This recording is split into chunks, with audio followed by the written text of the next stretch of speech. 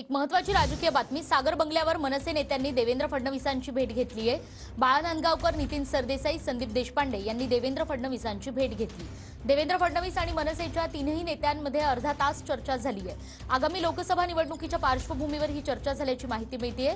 तर सह्याद्री अतिथीगृहावर होणारी बैठक ही सागर बंगल्यावर झाली आहे। अधिक माहिती आपण जाणून घेऊयात आपले प्रतिनिधी अभिजित पोते यांच्याकडून। अभिजित,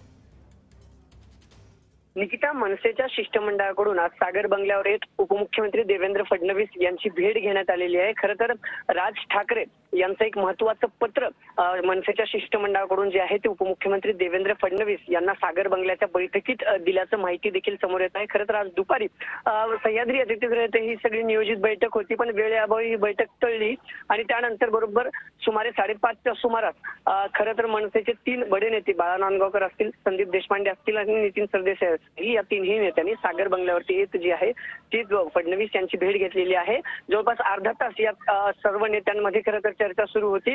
नेमकी काय चर्चा सुरू होती याचं कारण या भेटीचं मात्र गुलदस्त्यात आहे, पण जी माहिती मिळतीये बैठकीच्या नंतरची ती म्हणजे येणाऱ्या आगामी लोकसभेच्या निवडणुकीच्या पार्श्वभूमीवर खरं तर बैठक महत्त्वाची मानली जात होती। पण एक राज ठाकरे यांचं पत्र देखील या शिष्टमंडळाकडून फडणवीस यांना देण्यात आलेलं आहे। नेमकं या पत्रात काय लिहिलेलं आहे, नेमकं हे पत्र कशा संदर्भातलं आहे ते खरं तर पाहणं महत्त्वाचं ठरणार आहे।